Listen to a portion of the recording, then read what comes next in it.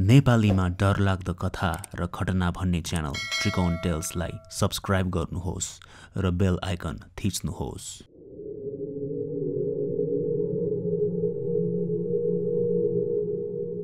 चौतारी गाउँघरमा हुने बाटोको छेउछाउमा विश्राम गर्न बनाइएको एउटा प्राकृतिक छाहारी।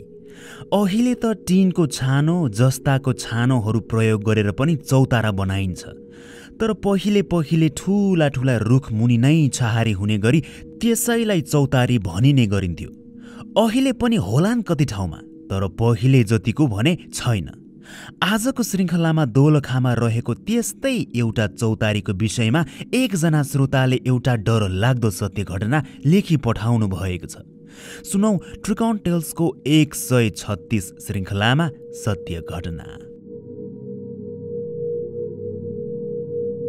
मेरो नाम राजीव कार्की हो। म अहिले काठमाडौँको नारायणटारमा बस्छु। अहिले त म 21 वर्षको भएँ।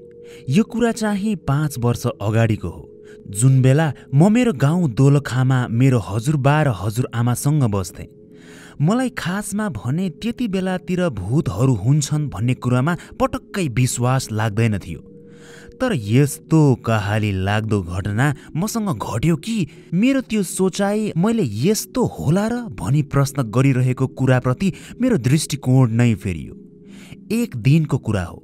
मेरो घरभन्दा पल्लोपट्टिको हाम्रो आफ्नै आफन्त पर्ने काका हजुरबुबा बित्नु भएको थियो र उहाँको 13 दिनको क्रियाको कामको लागि सामान लिन सदरमुकाम जानुपर्ने भयो।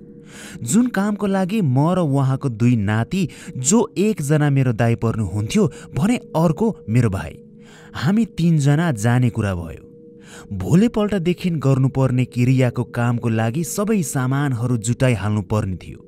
त्यही भएर हामी दिउँसो 12-1 बजे घरबाट निस्कि सदरमुकामतिर लाग्यौं। हाम्रो सदरमुकाम जाने बाटो भने एकदम जङ्गल नै जङ्गलको बाटो। अरू माथिका गाउँका मान्छे मर्दा बिसाउँदै लगिने चौतारा भएको बाटो हुँदै जानु पर्थ्यो।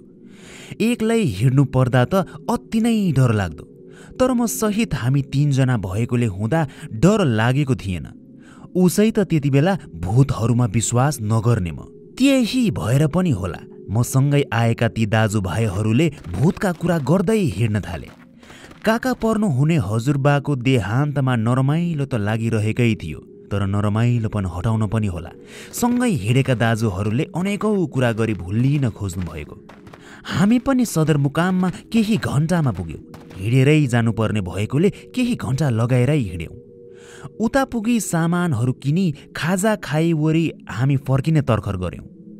त्यसरी उता पुगी सामान किनी खाजा खाई फर्किने बेला भने साँझको 5-6 बजिसकेको थियो। राति हुन लागिसकेको हुनाले हामी छिटो छिटो गर्दै घरतर्फ हिँड्दै थियौं।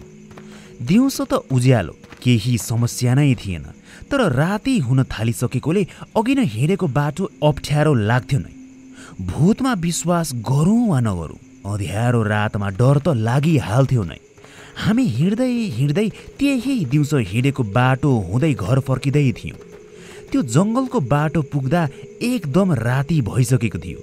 त्यो हामी हिँडेको बाटोमा दिउँसै पनि तर्साउने कुरा सुनेको कुरा सँगै भएका दाजु र भाइले गरिरहन्थे। झन् हामी त यति राति हिँडेका थियौँ। उनीहरू डराइरहेको देख्दा मलाई पनि डर लाग्न थालिसकेको थियो। तर भूत सुत केही हुँदैन, नडराऊ दाइ नडराऊ भाइ भन्दै म हिँडिरहेको थिएँ। हामी हिँड्दै गर्दा दिउँसो हामी हिँडेको त्यो चौताराको बाटो आयो। पर चौतारामा एउटा सेतो लुगा लगाएको बुढो मान्छे अनि अर्कै त्यस्तै सेतो लुगा लगाएकी बुढी महिला कुरा गर्दै बसिरहेको जस्तो हामीले देख्यौं। भूत प्रेतमा विश्वास नगर्ने म आफूसँगै आउनु भएको दाइ र भाइहरू डराएका देखेरै मेरोमा पनि अलि डर उत्पन्न भइसकेको थियो। तर चौतारामा आफू बाहेक अरू मान्छेहरू पनि देखेपछि उनीहरू पनि हिँड्दै गरेका थकाइ लागेकोले बसेका होलान् भनेर मैले सोचेँ। अनि सँगै जाने अरू साथी पनि पाइयो भनेर म त एकैछिन ढुक्क भएँ। दाइ भाइलाई पनि मैले त्यही भनी हामी अनि बिस्तारै हिँड्न थाल्यौँ। दाइले पनि त्यस्तै भन्नुभयो, ल अब धेरै थाकिने गरी नहिँडौँ, बिस्तारै जाउँ भन्दै। हामी 3 दाजुभाइहरू त्यही बुढाबुढी बसिरहेका चौतारातिर अघि बढ्दै थियौँ। त्यो सबै मलाई अझै याद छ। त्यसपछि जे भएको थियो त्यो सब घटनाहरू। हामी चौतारातिर हिँड्दा हिँड्दै एक्कासी एकदमै ठुलो विशाल हावाहुरी चल्न पो थाल्यो। भर्खरसम्म यस्तो केही नभएको एक्कासी हावाहुरी चलेपछि हामीलाई पनि हिँड्न साह्रै गाह्रो भयो। वरिपरि धुलोहरू उड्न थाले, रुखहरू बेसरी हल्लिन थाले, मच्चिन थाले। रुखहरू ढली हामीलाई हानि नोक्सानी पो गर्ने हो कि भनेर म पनि आत्तिँदै थिएँ। हामीलाई हिँड्नै, हाम्रो पाइला अघि बढाउनै निकै सकस पर्यो। एक्कासी ती चौतारामा बसेका बुढाबुढीहरू त रुन पो थाले। अनौठो आवाजमा रुँदै थिए। मलाई चाहिँ उनीहरूलाई हेरेर बुढाबुढी त परे आत्तिएर रुँदैछन्, नजिकै गई केही हुँदैन भनौँ भनौँ जस्तो लागिरहेको थियो। चौतारामा छिटो जाउँ भन्ने जस्तो हामी सबैलाई लागिसकेको थियो क्यारे। हामी सबै दाजुभाइहरूले त्यही सोचिरहेका थियौँ क्यारे। तर ती बिस्तारै मधुरो आवाजमा रोइरहेका बुढाबुढीहरूको आवाज एक्कासी ठुलो भयो।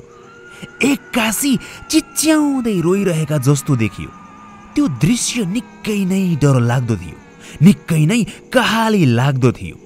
दुवै बुढाबुढीहरू अघिनसम्म चौतारामा बसेर एक अर्कालाई हेर्दै बोलिरहेका जस्तो देखिएको, अहिले एक्कासी तिनीहरू त उभिएर कुनै मूर्ति सरह केही भाव नभएको अनुहार बोकी बेसरी ठुलो ठुलो आवाजमा कराउँदै चिच्याउँदै रुँदै थिए। त्यही चौतारातिर रहेका बुढाबुढीहरू बिचरा हावाहुरीको कारण आत्तिए होलान् भन्ने सोच्दै अघि बढिरहेका हामी हाम्रो पाइला अघि बढाउनै सकेनौँ। कुनै मृग कसरी बाघको अगाडि आफै उफ्रिँदै जाओस् र। हामी त त्यही उभिएर एक अर्काको हात समाउँदै बस्यौँ। दाजुले भागौँ यहाँबाट भनी मेरो र भाइको हात समाई तान्नुभयो। हामी सबैजना उल्टो दिशातर्फ बेतोडले भाग्न थाल्यौँ। ती बुढा र बुढी हेर्दा हेर्दै निकै कुरूप अनुहार भएको जस्तो देखिसकेका थिए। अघिनसम्म रोइरहेको आवाज सुनसान हुने गरी बन्द भइहाल्यो। अनि त सुरु भयो त्यो डरलाग्दो हाँसो। त्यस्तो हाँसो मैले कहिल्यै सुनेको थिइनँ। दाजुले हात तान्दा तान्दै पनि म बेला बेला पछाडि फर्किएर हेर्दै थिएँ। बिस्तारै लागिरहेको हावामा तैरिरहेको तिनीहरूको खुट्टा मैले देखिरहेको थिएँ। म त दौडिँदा दौडिँदै मेरो आफ्नै जिउको भार सम्हाल्न नसकी लडौँला जस्तो भइसकेको थिएँ। बेहोस पो हुन लागिसकेको रहेछु।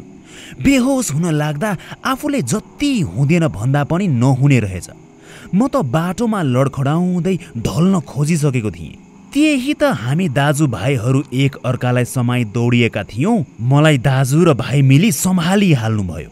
सँगैको त्यस ठुलो दाइ भने भगवानप्रति निकै आस्था राख्ने, भूत र भगवानमा उस्तै विश्वास गर्ने। त्यही भएरै उहाँ मलाई दुवै भूत र भगवानका कुराहरू बेला बेला सुनाइ नै रहनुहुन्थ्यो। अनेकौं भगवानहरूको नाम जप्दै बेला बेला उहाँलाई आउने भगवान स्तुति बडबडाउँदै मन्त्रहरू जप्दै यसरी मेरो लुलाइरहेको शरीरलाई दाइले आफ्नो छिटो छिटो चलिरहेको पाइलासँगै लग्ने प्रयास गर्दै हुनुहुन्थ्यो। दुई दाजुभाइले मलाई कुम्भमा समाए। अनि सायद मेरो शरीरको भार थेग्न गाह्रो भएर होला दाजु त्यही अड्किनुभयो अनि ठुलो ठुलो आवाजमा मन्त्रहरू पढ्दै गर्नुभयो। मलाई त मेरो आँखै अगाडि देखेकोहरू मात्रै याद छ। टाउको आफूले वरिपरि भने चलाउन सकेकै होइन। दाजुले पनि डरले होला पछाडि चौतारातिर फर्की उभिनु भएको थियो। मेरो आँखै अगाडि मैले देखिरहेको थिएँ त्यही बुढा र बुढी। अब त निकै डर लाग्दो देखिरहेका हावामा तैरिरहेका ती दुई बुढाबुढी बग्दै बग्दै हामीतर्फ आउँदै थिए। मेरो एउटा छेउमा दाजु त अर्को छेउमा भाइ। दाजुले बोल्दै गर्नुभएको मन्त्रहरू मेरो कानै छेउमा गुन्जिरहेका थिए। बेहोस हुँदै फेरि होसमा आउँदै यस्तो भइरहेको कारणले होला मेरो छेउमा बस्नुहुने दाजुले बोलेको मन्त्रहरू कतै पर पर गुन्जिरहेका जस्तो लाग्दै थियो। सायद दाजुको भगवानप्रतिको आस्था र ती मन्त्रहरूको असरले होला ती बुढाबुढीहरू त्यसरी हावामा तैरिँदै आउँदा आउँदै बिचैमा बिलाएर गए अनि हावाहुरी पनि आफै रोकियो। दाजु र भाइले अनि छिटो छिटो मलाई त्यसरी कुम्भमा नै आड दिई मलाई लिएर जानुभयो अनि धन्न मेरो होस पनि त्यो हावाहुरी गए लगत्तै बिस्तारै आउन थाल्यो र म पनि आफै हतारिँदै दाजुभाइसँगै छिटो छिटो घरतर्फ लागे। हामी घर पुग्दा रातिको त्यस्तै 10:30-11 बजिसकेको थियो। घर पुगेपछि भने जुठो परेको बेला किन यसरी अबेर आएका तिमीहरू भनेर आमा बुबाले गाली गर्दै हुनुहुन्थ्यो। त्यो बेला जस्तो मलाई कहिल्यै डर लागेको थिएन। त्यही भएरै पनि त होला म बेहोस भएको भई गरेको। म त आत्तिएर केही बोल्न पनि सकिरहेको थिइनँ। सबै कुरा दाजुले नै गर्दै हुनुहुन्थ्यो। दाजुले सबै घटना घरका सबैजनालाई सुनाउनु भएपछि बुबाले भन्नुभएको त्यो बाटो हिँड्दा फाट्टफुट्ट बेला बेला त्यस्तै डर लाग्दा घटनाहरू हुने गर्छन् भने। त्यो बाटो माथि गाउँ सदरमुकामतिर मरेका मान्छेको लास बोकी तल खोलामा लैजाँदा हिँड्ने बाटो पनि रहेकोले अनि लासलाई त्यही चौतारामा बिसाउने गरिने भएकोले त्यस ठाउँमा भूतहरूका विभिन्न गतिविधिहरू बेला बेला भइ नै रहने रहेछ।